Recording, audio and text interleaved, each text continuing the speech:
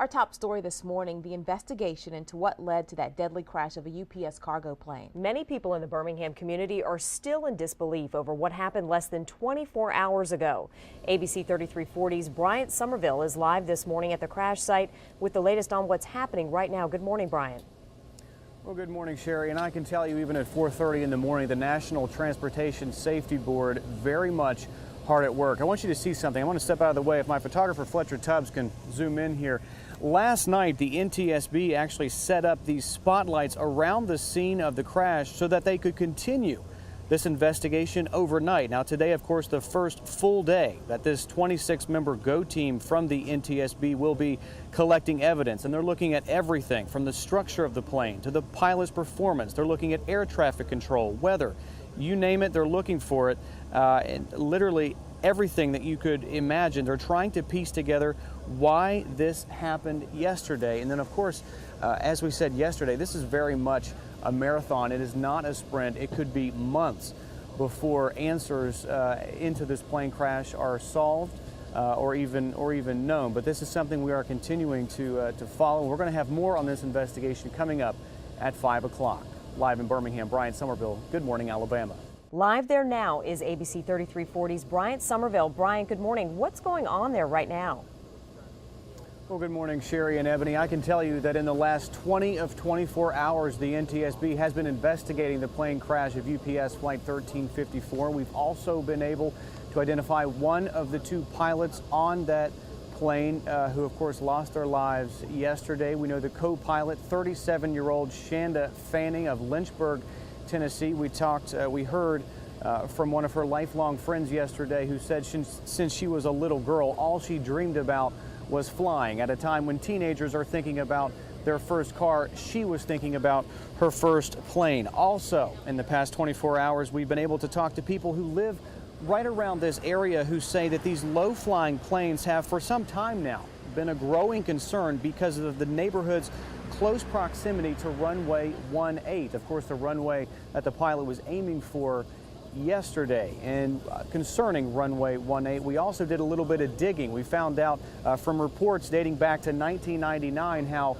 some pilots were already expressing concern about this runway. One pilot says, quote, "It's like flying into a black hole," end quote. Now, the NTSB has been working nonstop, and actually, if you take a look here, you can see that they have set up spotlights around the crash site area so that they could work well into the night and continuing right now. Last night, the hope was to be able to retrieve the black box, those in-flight recordings. We were told that that was in the tail section of that plane. They couldn't get to it yesterday because much of yesterday, that tail section was continuing to smoke. Now, right now, we don't know if they were successful, the NTSB, being able to get that black box. That is something we look to find out a little later today. And if they did, were they able to listen to it?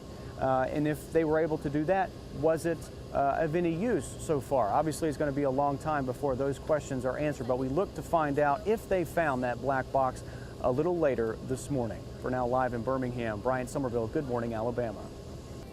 And it's been more than 24 hours since that UPS cargo plane went down in Birmingham. What could have been a factor? I'm Bryant Somerville, and I'll have the interview with one pilot who is frequent with this airport coming up.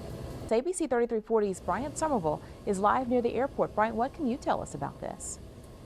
Well, Evan, I can tell you that pilot that talked with ABC 3340 yesterday, he did not want us to use his name and he did not want us to address the company for which he works, but he did say he is a pilot very familiar with Birmingham Shuttlesworth International Airport and its runways.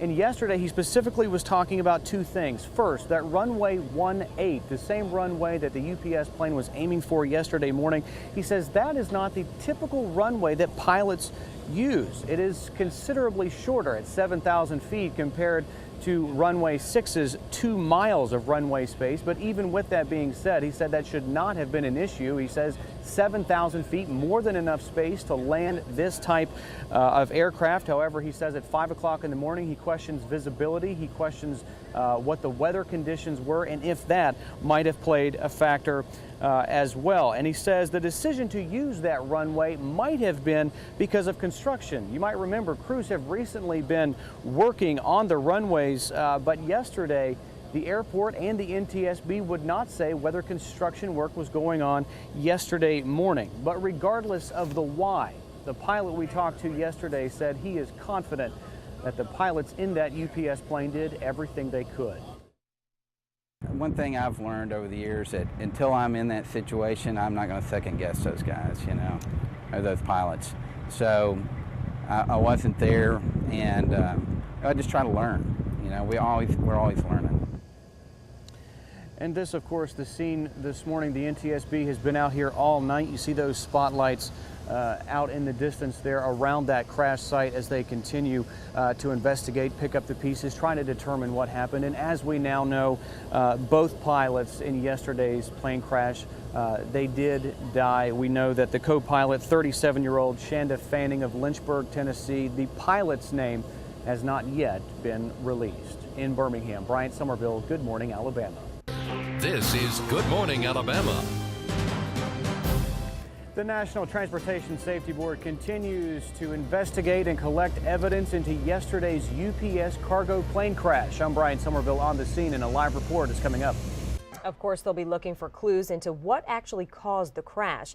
ABC 3340's Bryant Somerville is live this morning at the crash site. Good morning, Bryant. Well, good morning, Sherry and Ebony. First off, we're getting a little bit more sunlight this morning, a little more light. I want to show you exactly what we're looking at. I'm going to get out of the way, let Fletcher Tubbs push in on this. The NTSB has been out here all night. They've set up these spotlights so that they could see around this crash scene all last night, even this morning. You see police cars maintaining a perimeter, and we just want to kind of reiterate what the National Transportation Safety Board is doing, was doing yesterday, is continuing to do today. We heard from Robert Sumwalt yesterday. First and foremost, he said he offered sincere condolences for the friends and the family of the two victims. He says the NTSB right now, 26 members of this, what they're calling a GO team. They're separating into different groups, and they're looking for anything and everything relating to this flight. They're looking for inadequate designs of the plane. They're looking for excessive loading, possible corrosion of the plane, also radio traffic with the Birmingham Tower. They're also considering weather conditions. They're looking at all of this. They're also, last night, they were trying to retrieve those that black box, that flight recorder that was believed to be in the tail section of the plane. And Sumwalt says that this final report could take months to decide. And he says really what they want to do is they want to do two things. First and foremost, they want to determine a cause. What happened? Why did this plane go down? But even more than that, he says they want to offer possible solutions to help prevent this kind of tragedy from happening again. And a lot of questions this morning. We're looking to hear from the NTSB later on this morning, and hopefully have some of those questions answered. Live in Birmingham, Bryant Somerville, Good Morning, Alabama. Many people in the Birmingham community are still in disbelief over what happened less than 24 hours ago. ABC 3340's Bryant Somerville is live this morning at the crash site with the latest on what's happening right now. Well, guys, as the sun continues to come up, we're getting more light on the scene this morning. I want to step out of the way and show you exactly what we are looking at. The National Transportation Safety Board set up those spotlights that you see there in the distance.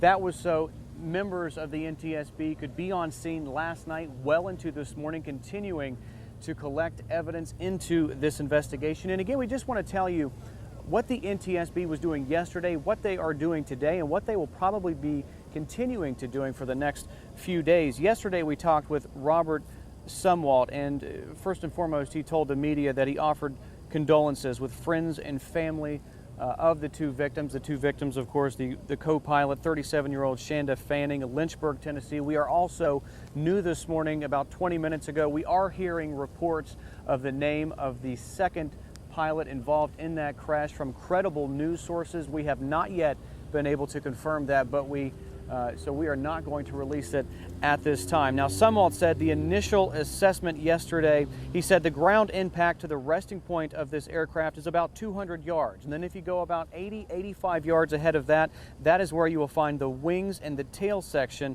He said it was extensively damaged by fire, and as of yesterday afternoon, well into the evening, it was still smoking. And keep in mind, those flight recorders are believed to be in the tail section of this aircraft. He says the National Transportation Safety Board GO team, 26 members on scene yesterday, will continue to be on scene looking at different angles of this investigation. He says first and foremost, there are really two things that they are trying to do on scene. They're trying to recover those black boxes, and they are trying to determine what happened. The tail section of the aircraft is still smoldering, still smoking, and for that reason we have not been able to get in and get the black boxes, if you will, the cockpit voice recorder, the flight data recorder. But the first responders are out there continuing to put water, fire retardant, on that section of the fuselage. So we are optimistic that we will be able to get in there quickly and recover those crash recorders. Our goal is to find out not just what happened, but more importantly, why it happened, so that we can keep it from happening again. And some people would argue that the NTSB has made very quick progress into this investigation. Of course, you have to remember that this is going to be a process days, weeks, possibly months into the future before we ever find out why that UPS cargo plane went down. We look to have more on this story throughout the day today. Keep on checking ABC3340.com and on air. Live in Birmingham, Bryant Somerville, Good Morning Alabama.